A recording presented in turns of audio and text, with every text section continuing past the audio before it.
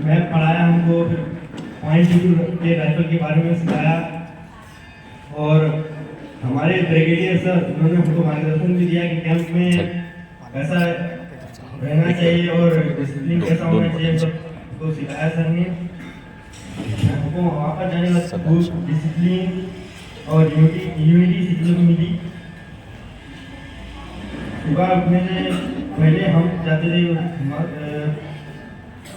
Brush करने के बाद फिर हमारा रनिंग होता था, रनिंग करने के बाद पीटी होती थी, फिर आधा घंटे बाद ड्रिल होता था हमारा, जिसमें हमको 2 घंटे की ड्रिल लेती थी, जिसमें हमारे आरटीसी वाले सर जो हमारे ड्रिल लेते थे।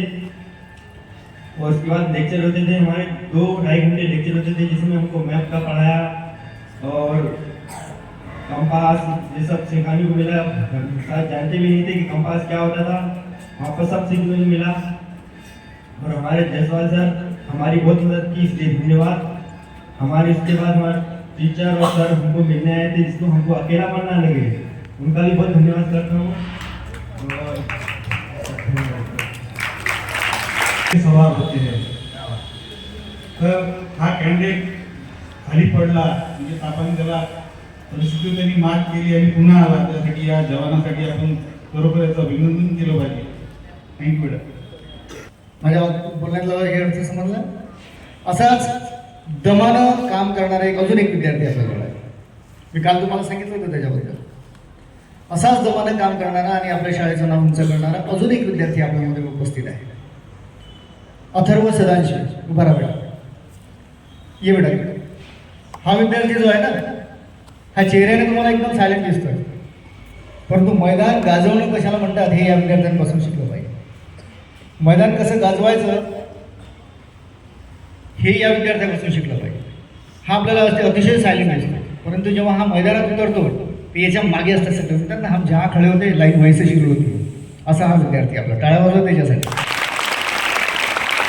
या विद्यार्थ्याने अमरावती महानगरपालिका जिल्हास्तरीय धावण्याच्या ज्या स्पर्धा होत्या, त्या स्पर्धेमध्ये मी तुम्हाला काल सांगितल्याप्रमाणे 100 मीटर धावण्यामध्ये सेकंड क्रमांक, 200 मीटर धावण्यामध्ये सेकंड क्रमांक आणि रिलेमध्ये देखील आपण सेकंड आहोत। परंतु त्याला सपोर्ट नव्हता आपल्या शाळेतल्या विद्यार्थ्यांचा, जे पाहिजे तसा सपोर्ट नव्हता। सपोर्ट होता, परंतु यांनी जेवढी प्रॅक्टिस केली तेवढी प्रॅक्टिस इतर विद्यार्थ्यांनी नाही करू शकल्या, त्याच्यामुळे आपण सेकंड नंबरवर राहिलो रिलेमध्ये।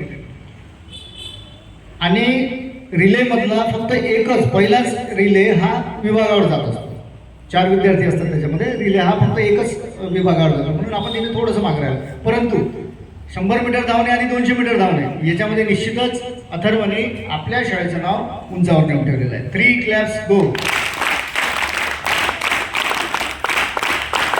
अथर्व हा शिवाजीचं जे ग्राउंड आहे, म्हणजे शिवाजी बिपेडचं जे ग्राउंड आहे, त्या ग्राउंडला नियमित प्रॅक्टिस करतो। एक शुभम सोनोने नावाचा एक त्याचा कोच आहे, तोही देखील माझा विद्यार्थी आहे। तर त्या कोचच्या हाताखाली, त्या कोचच्या मार्गदर्शनामध्ये आपला अथर्व प्रॅक्टिस करतो, रेग्युलर प्रॅक्टिस करतो। आणि रेग्युलर प्रॅक्टिस करत असल्यामुळे त्याला हे यश संपादन झालेलं आहे। तुम्ही त्याचे पालक देखील इथे उपस्थित आहेत, त्यांचं देखील अभिनंदन करतो। आणि सन्माननीय मुख्याध्यापक सर आणि पर्यवेक्षिका मॅडम यांना विनंती करतो की त्यांनी अथर्वचं पुष्पगुच्छ देऊन त्याचं अभिनंदन करावं आपल्या सर्वांतर्फे। आणि